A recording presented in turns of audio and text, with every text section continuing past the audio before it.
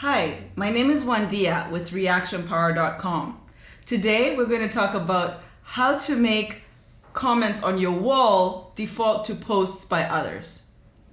The first thing you need, of course, is a Facebook profile. Let's log in.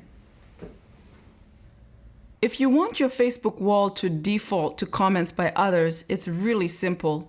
Just go into Edit Info, click on that right there, and go into Manage Permissions. Then click on Wall tab shows, and it'll show all posts or posts only by you as the page administrator. In this case, we want it to be all posts, which includes comments by others.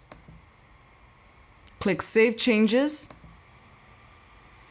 and you're good to go. Now when you go onto that Facebook wall, you'll notice that all posts are really by everyone, not just the owners of the page, which would be that right there.